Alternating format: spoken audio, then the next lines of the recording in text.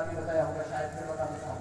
ایک جملے میں اگر کوئی پوچھنا چاہے کہ اسلام کیا ہے، ایک جملے میں بتا دوں کہ خالق کی تعظیم اور مخلوق پر شفقت و مہربانی کا نام اسلام ہے.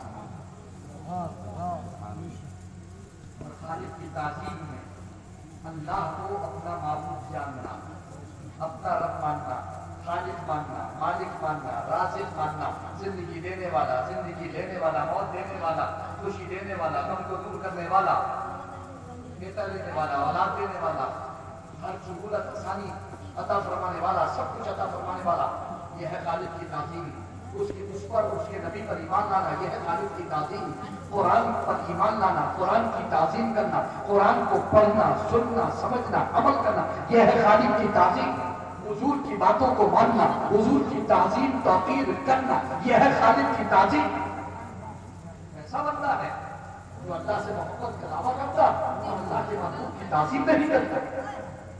ایسا بندہ ہے، کیسا دعوے دار ہے، کیسا بندہ ہے جو اللہ اور اس کے رسول سے محبت کا دعویٰ کرتا ہے اور اللہ اور اس کے رسول کی بات نہیں مانتا.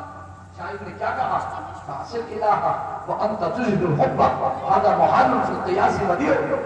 خدا کی نافرمانی کرتا اور محبت کا اظہار کرتا.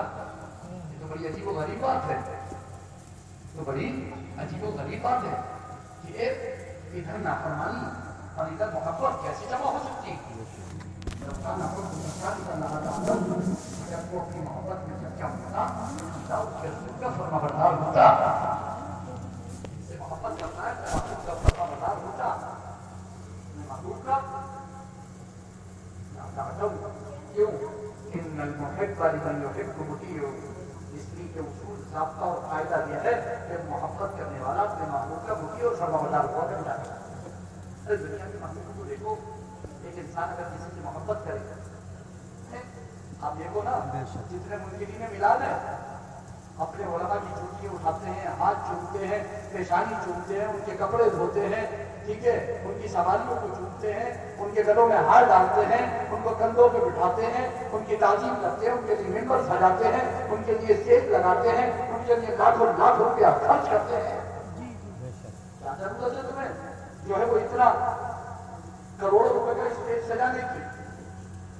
ہمارے میلاد کے موقع پہ ساری چیزیں یاد آتی ہیں. تم جو اتنے بڑی بڑی محفلیں کرتے ہو، کیا ضرورت ہے ممبر و محراب اور لائٹنگ کی اور سجاوٹ کی؟ اور کیا ضرورت ہے تمہیں رات میں جلسہ کرنے کی؟ کیسے 10 لاکھ روپے تمہارے لائٹ کی بجلی کا کیا ہے؟ جلسہ کرو، لائٹ کی ضرورت ہی نہیں پڑے گی. ایک پلاسٹک کی کرسی ڈال دو، ایک مائک رکھ دو، اسٹیج لگانے کی ضرورت ہی نہیں پڑے گی. 50,000 روپے کا اسٹیج، 5 لاکھ روپے کی لائٹنگ رات کو، اور 10 لاکھ روپے ان کی گاڑیوں کے اور فلائٹوں کے کرائے. سارے خرچے یاد نہیں آتے؟ میلاد کے موقع پر تمہیں خرچے یاد آنے لگتے. دراصل مسئلہ یہ ہے کہ جو تعلق بندے کا اپنے رب کے ساتھ ہے اور حضور کے ساتھ ہے، ایک تعلق آپ کا اپنے رب کے ساتھ اور اس کے محبوب کے ساتھ ہے، اور دوسرا تعلق آپ کا اپنے عزیز و اقارب، دوست احباب، رشتہ داروں کے ساتھ ہے. اب اس تعلق کو آپ دیکھیں، تھوڑا سا فرق دیکھیں. جب آپ اپنے ان دنیاوی اور زمینی تعلقات کی جب باری آتی ہے، دنیاوی تعلقات کی جب بات آتی ہے، میں اس کو اور آسان کر دیتا ہوں. ایک ہے اخروی تعلق اور ایک ہے دنیاوی تعلق. اخروی تعلق ہے اللہ اور اس کے رسول سے، اور دنیاوی تعلق ہے ماں باپ، بہن بھائی، عزیز و اقارب، دوست احباب، رشتہ داروں سے. جب دنیاوی تعلق کی بات آتی ہے تو تمام منکرین میلاد والے بھی اور منکرین میلاد بھی، آپ سب کو دیکھیں، جب دنیاوی تعلق کی بات آتی ہے تو پھر نہ 10 لاکھ دیکھتے ہیں، نہ 20 لاکھ دیکھتے ہیں، نہ 50 لاکھ دیکھتے ہیں. اپنے بچوں سے تعلق ہے تو گھر بھی 20 لاکھ کا. اپنی بیوی سے ایک تعلق ہونے والا ہے، شادی ہونے والی ہے، 40 لاکھ روپے، 50 لاکھ روپے خرچ کریں. اپنی شادی کا موقع ہے یا اپنے بچے کی ولادت کا موقع ہے تو مٹھائی بھی 10 لاکھ روپے کی، 20 لاکھ روپے کی، جوڑے بھی 10 لاکھ روپے کے، جوڑے بھی، گھوڑے بھی، گاڑی بھی، سب کچھ، سارا سب کچھ خرچ. ہلکی ہلکی اور بھاری بھاری تمام خوشیوں پر سب خرچ، سب کچھ قربان، اپنے تعلق پر سب کچھ قربان، اپنے تعلق پر دنیاوی تعلق میں سب کچھ قربان. کہیں کہتا ہوا کسی کو نہیں دیکھا ہوگا لیکن ضرور خرچی کرتے ہو. کہیں کسی مبلغ کو آتے ہوئے نہیں دیکھا ہوگا، کسی تبلیغی کو آتے ہوئے نہیں دیکھا ہوگا. ارے صاحب یہ کیا کر رہے ہیں؟ بلکہ ہمیشہ اس اشتیاق اور فراق میں دیکھا ہوگا کہ کاش میری بھی دعوت ہوتی، کاش میری مدد ہوتا. یہ سنیے کہاں سے آگے ہم ہوتے، یہ کہاں سے گزرے ہمارا نمبر ہوتا. یہ دنیا بھی تعلق کی بات ہے. لیکن جب اللہ اس کے رسول کے راہ میں بندہ خرچ کرنے کو آتا ہے تو اسے سارے تعلق یاد آتے ہیں. جب اپنے دنیاوی تعلق میں خرچ کرتا ہوتا ہے تو کسی کو یاد نہیں آتا کہ بھائی اللہ کی راہ میں آپ کو خرچ کرنا چاہیے. آپ کو اللہ کی راہ میں بھی آپ کو خرچ کرنا چاہیے، رسول کی راہ میں بھی آپ کو خرچ کرنا چاہیے، دین کی راہ میں بھی آپ کو خرچ کرنا چاہیے. کوئی نہیں کہتا ہے. لیکن جب دین کی راہ میں آپ خرچ کرتے ہیں، جب اللہ اور اس کے رسول کے بتائے ہوئے راستے پر آپ خرچ کرتے ہیں تو 50 لوگ آگے کے کھڑے ہو جاتے ہیں. آپ کیا ضرورت ہے حضور خرچ کرنے کی؟ کیا ضرورت ہے یہ سب ڈرامہ کرنے کی؟ کیا ضرورت ہے یہ سب کرنے کی؟ معذ اللہ جب ڈال کے صاحب نکل کے آنا شروع ہو جاتے ہیں. پتہ ہی ایسا کیوں ہوتا ہے؟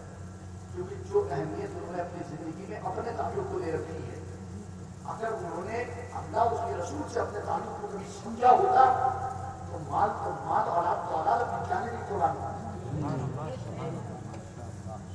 یہی کہتے ہوئے نظر آتے ہیں مثال تیری چہل پہل پر ہزار ربیع الاول سوائے حدیث کی جہاں میں سبھی کو کیا منا رہے ہیں. اور وہ یہی کہتے ہوئے نظر آتے اس میں یوسف کے کبھی مصر میں انگشتنا سر کٹاتے ہیں تیرے نام کو بتا دیا. نعرہ تکبیر،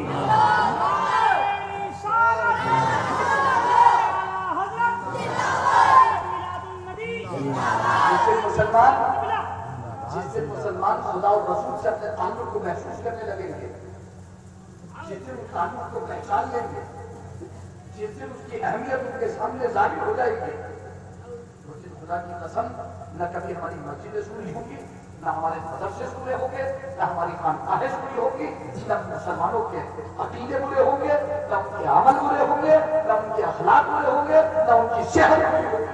بتا ہی صبر و شکر کی دولت سے وہ محروم ہوں. لیکن وہ اسی تعلق کو پہچانیں گے. اسی تعلق کو پہچاننے کے لیے سورہ توبہ کی وہ آیت میں نے آپ کو سنائی. اسی تعلق کو پہچاننے کے لیے بخاری کی وہ حدیث میں نے آپ کو سنائی کہ اللہ کے رسول نے فرمایا کوئی مومن میں کامل نہیں ہو سکتا جب تک کہ میں اس کے نزدیک اس کے ماں باپ سے زیادہ محبوب اور پیارا نہ ہو جاؤں. حضرت عمر نے تو کہا تھا یا رسول اللہ میں آپ کو پوری دنیا سے زیادہ محبت کرتا ہوں سوائے اپنے ماں باپ کے. اللہ کے رسول نے فرمایا عمر ابھی نہیں، ابھی کمال کو نہیں پہنچے. آج کے اللہ کے رسول ماں باپ سے بھی زیادہ. اللہ کے رسول نے فرمایا اب ہوئی بات ہوئی، اب ہوا مکمل. یہ تو تعلق کو پہچانو. اللہ تعالیٰ مجھے آپ کو سب کو توفیق عطا فرمائے. نارے کی شہادت کو برکتوں سے مالا مال فرمائے. جس میں آپ کے ہمارے ساتھ اس کے حسن ایمان کامل کی دولت سے مالا مال فرمائے. میں حضرت میں نے ریکارڈنگ لگا دی اور صلی اللہ تعالیٰ